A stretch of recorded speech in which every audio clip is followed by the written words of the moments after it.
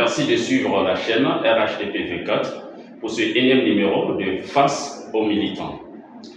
L'émission qui donne la parole aux cadres, militants et sympathisants de ce grand parti de se prononcer sur la vie du parti, l'actualité sociopolitique et économique. Aujourd'hui, nous recevons une dame dynamique, engagée. Elle est coordinatrice adjointe de la région du Béquet, secrétaire nationale adjointe en charge des emplois des militants, membre du bureau exécutif national de l'Union des femmes du RHDP, mais aussi elle est présidente fondatrice de Femmes Ivoiriennes en politique, présidente fondatrice de Biabo, Ville émergente, une ONG qui milite pour l'autonomisation de la femme en milieu rural. Mesdames, Mesdemoiselles et Messieurs, recevons pour ce énième numéro de Face aux militants de ce mardi 22 juillet 2025, Madame Rebecca Yao.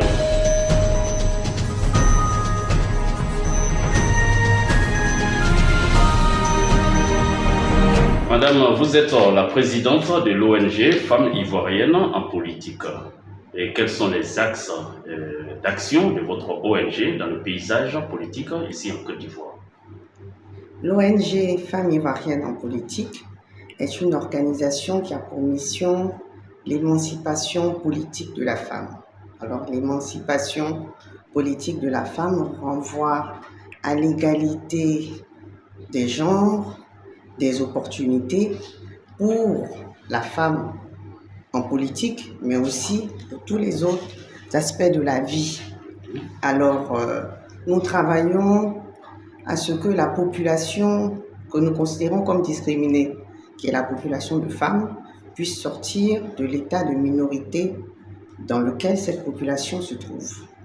Alors, nos axes d'intervention, ce sont des actions de sensibilisation, de plaidoyer. Nous travaillons sur le renforcement de capacités, le réseautage, la solidarité féminine, et nous travaillons sur le suivi et l'évaluation de la participation des femmes. Toutes ces actions sont dans la dynamique des accords de Beijing qui ont recommandé que l'on puisse reformer la société et les institutions de sorte à ce que la femme ait les moyens d'agir en tant que participante égale à l'homme dans tous les aspects de la vie politique, économique et sociale. Merci. Et donc, le 10 ans, vous avez fait les 1er et 2 juillet 2025. Vous avez réuni les femmes de tous les bords politiques à la rotonde de l'Assemblée nationale autour du thème « Quelle contribution des femmes pour un processus électoral 2025 inclusif, cohésif et sécurisé ». Pourriez-vous nous partager les principales recommandations ou résultats issus de ces assises? En effet, les 1er et 2 juillet 2025, à la rotonde de l'Assemblée nationale, l'ONG Femmes Ivoiriennes en politique, avec le soutien du Conseil national des droits de l'homme, a réuni 100 femmes leaders, des femmes politiques de tous bords, de la société civile, de la culture, des médias, des communautés traditionnelles et religieuses autour d'une table ronde sur le thème « Quelle contribution des femmes pour un processus électoral 2025 inclusif, cohésif et apaisé ». Nous sommes partis du postulat selon lequel tout peut se résoudre par le dialogue et l'objectif principal était de rassembler les femmes, de les mobiliser autour de la réussite du processus électoral 2025. Il s'agissait de débattre, de réfléchir et de faire des propositions, trouver des solutions pour atténuer les dissensions qui pourraient entraver la bonne marche du processus électoral. Le défi à relever était grand car les femmes ont dû débattre autour de sujets comme élections inclusives, démocratie et cohésion sociale, violence et tensions en période électorale ou comment remédier aux inégalités entre les sexes dans les processus et événements électoraux. Et donc le défi était qu'en dépit de nos divergences politiques, nous puissions trouver un accord général, un consensus, donc des éléments de plaidoyer, car les femmes demeurent des forces de proposition et d'action. Et nous avons relevé le défi grâce à notre sens élevé du patriotisme et pour préserver l'essentiel qui est notre unité, qui est la paix dans notre pays et pour préserver la vie que nous donnons en tant que femmes. Nous avons donc élaboré un plaidoyer de 17 points qui est notre contribution, qui représente nos doléances que nous avons soumises au haut représentant du chef de l'État, son Excellence M. Gilbert Kone-Kafana, le 17 juillet dernier. Et notre souhait, c'est que ce plaidoyer puisse parvenir au Père de la Nation, au chef de l'État, son Excellence M. Alassane Ouattara, comme étant la contribution des femmes en leur qualité d'éducatrices, de médiatrices et de consolidatrices de la paix pour un processus électoral apaisé. Alors, les recommandations, donc, les femmes ont plaidé, entre autres, parce qu'il y a 17 points, pour le respect du calendrier électoral, de sorte à éviter un vide constitutionnel susceptible de créer des troubles. Nous avons plaidé pour la création d'un cadre d'écoute et de dialogue permanent entre toutes les parties prenantes, les partis politiques, les populations et la société civile. Nous avons également plaidé pour une prise de décision du président de la République, son Excellence M. Alassane Ouattara, le président de tous les Ivoiriens, pour que toutes et tous ceux qui désirent être candidats à l'élection présidentielle d'octobre 2025 puissent l'être. Nous avons plaidé également pour le renforcement de la culture démocratique à travers des actions d'éducation et de sensibilisation. Et nous avons plaidé pour le positionnement des femmes. Nous avons plaidé pour que tous les candidats aux élections présidentielles prennent un engagement de sorte à ce que le quota de 30% puisse être appliqué pour les têtes de liste aux élections législatives, municipales, régionales et sénatoriales, mais également pour le gouvernement, pour les ministres, pour les postes de direction générale, pour les conseils d'administration, pour le corps préfectoral. Nous avons plaidé également pour que les candidats s'engagent à appliquer le quota des 30% à la fonction publique, pour les entreprises publiques, les entreprises privées et les organisations politiques. Donc, il y a 17 points, je vous ai énuméré quelques points de ce plaidoyer. Et c'est notre serment collectif, nous, les femmes politiques de tous les bords, de la société civile, des communautés traditionnelles et religieuses. C'est notre responsabilité, c'est notre engagement pour un processus électoral 2025 réussi. C'est notre engagement pour un processus électoral 2025 réussi. Le disant, j'ai envie de vous poser deux questions, vous prenant au mot, puisque vous avez parlé du plaidoyer que vous avez remis au représentant du chef de l'État, en la personne de M. Gilbert Kafana, et en même temps, vous avez parlé du quota de 30% des femmes dans les élections à venir. Et je voudrais savoir pourquoi le choix du haut représentant du chef de l'État, d'une part, pourquoi pas les autres partis politiques, pourquoi ces recommandations n'ont pas été remises aux autres partis politiques, mais plutôt au haut représentant du chef de l'État, d'une part, et de deux, pensez-vous que les femmes ne sont pas représentées? Alors, ce plaidoyer a été élaboré avec le concours des femmes mandatées par le parti politique. Donc, avant de porter par une délégation mixte officiellement ce plaidoyer aux responsables des partis politiques, il fallait atteindre l'exécutif. L'exécutif, qui dit exécutif, dit aux représentants du chef de l'État. Et il y a des avancées notables quant au positionnement de la femme. Nous pensons que beaucoup reste à faire. La loi sur les quotas, voyant l'implication, la dynamique, l'élan qui s'est formé pour sa mise en œuvre aux dernières élections locales, nous montre les bonnes dispositions. Nous pensons que beaucoup reste à faire. C'est le rôle donc de nous, organisation de la société civile, de faire des plaidoyers, des actions de lobbying. C'est la raison pour laquelle, dans notre élément de plaidoyer, nous avons parlé d'une extension de ce quota à d'autres aspects.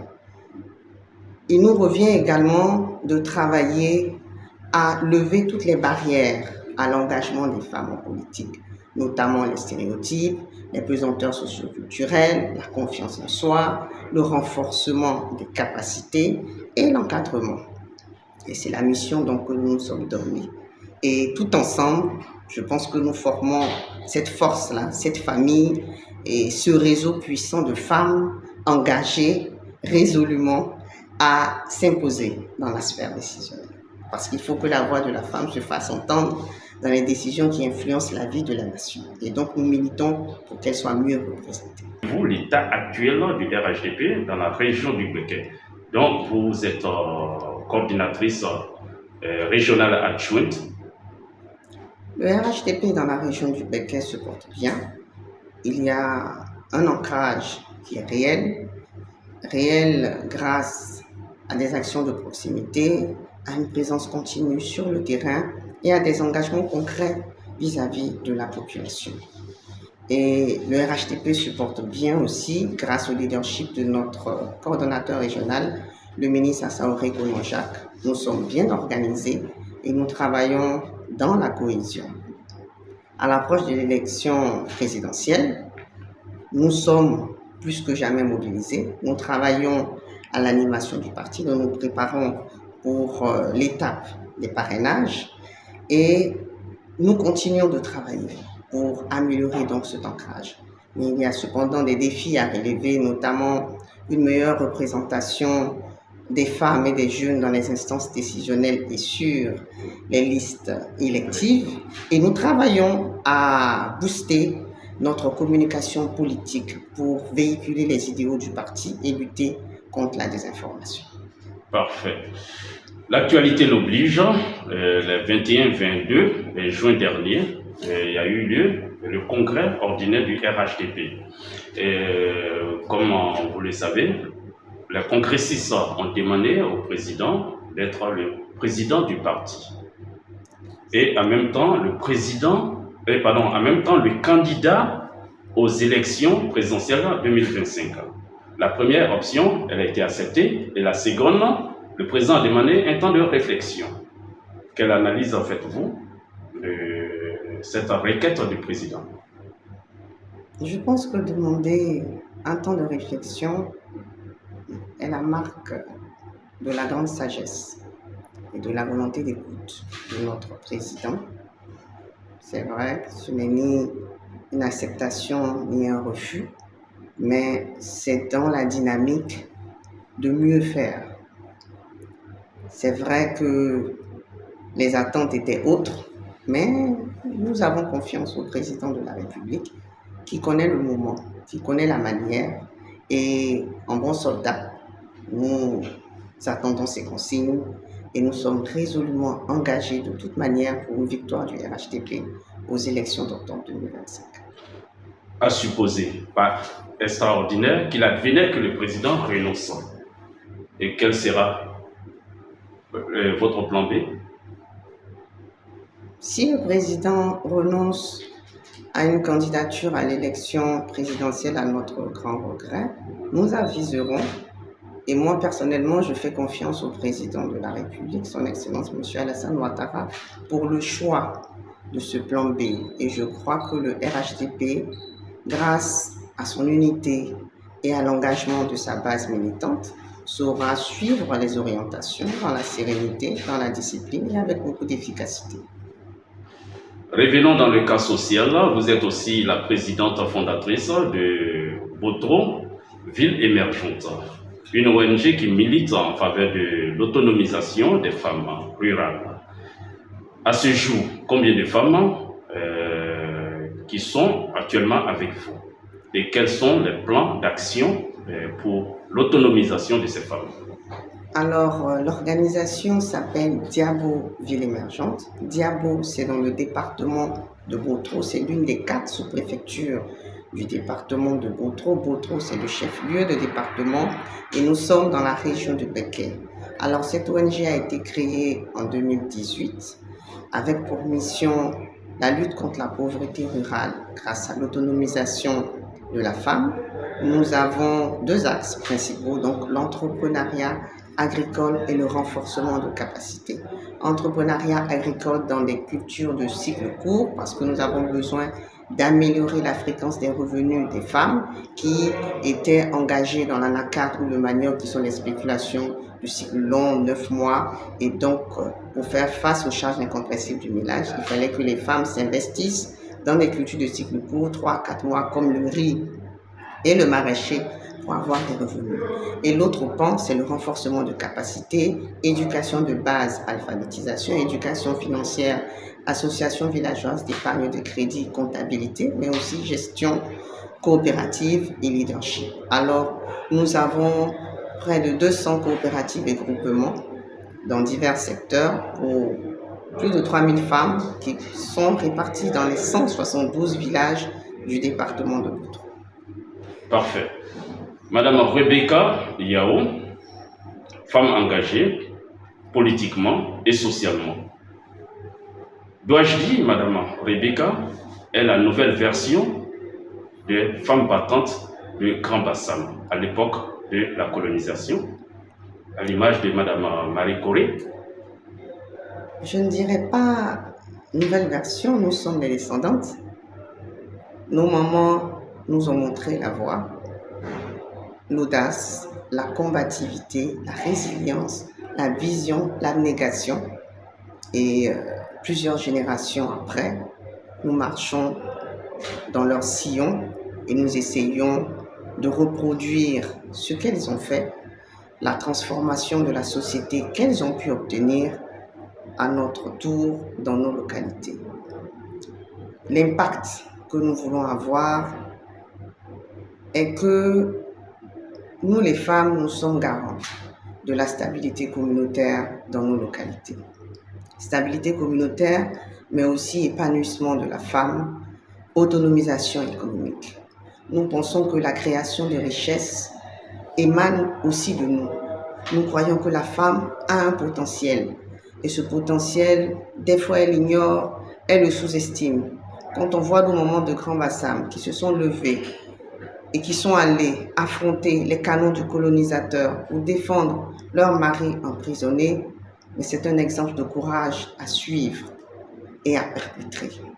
Alors, c'est ce que nous faisons. Nous pensons que les femmes du monde rural comme du monde urbain sont des femmes valeureuses qui ont un potentiel qui est inexploité.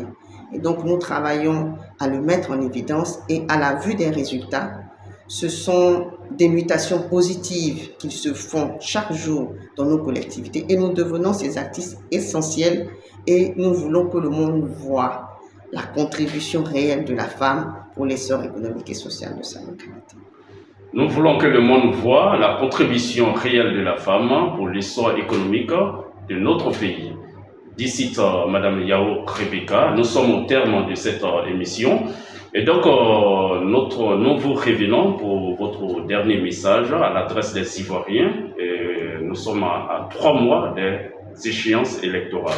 Est-ce que vous avez un message à l'adresse des Ivoiriennes, et pardon, à l'adresse des Ivoiriens, et surtout à l'adresse des Ivoiriennes? Mon message à l'approche des élections présidentielles, c'est un message de participation citoyenne, un message de paix et de cohésion sociale. Nous approchons de cette échéance et il est impératif que chaque Ivoirienne, chaque Ivoirien puisse contribuer à maintenir la stabilité, la paix et le progrès que nous avons construit ensemble. À tous les militants du RHDP, les jeunes, les femmes, soyons engagés, disciplinés et vigilants.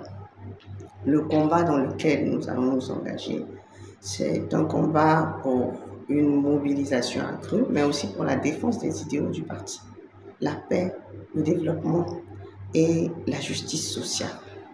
Notre avenir, il dépend de notre capacité à faire des choix politiques et économiques pertinents. Et nous devons défendre le bilan de notre président, son Excellence, M. Alassane Ouattara. Nous devons rester sereins et croire aux paroles de notre mentor qui a dit que les élections 2025 seront transparentes, apaisées et démocratiques.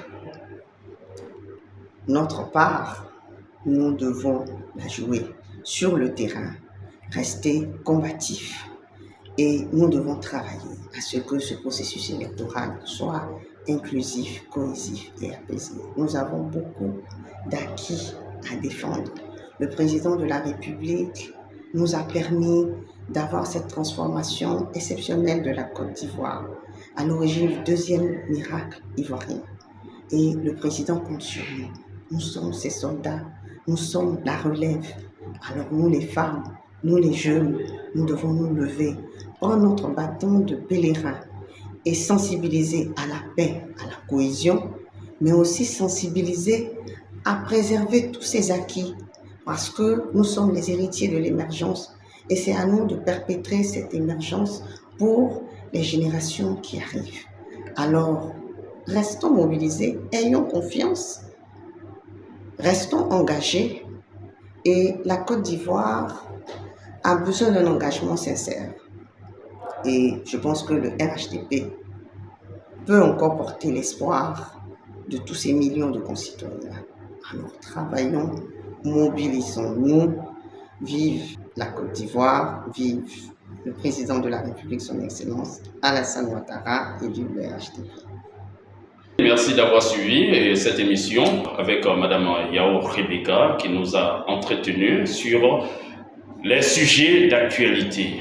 Mardi prochain pour un autre numéro sur la même chaîne. Gardons l'espoir comme elle vient de le dire.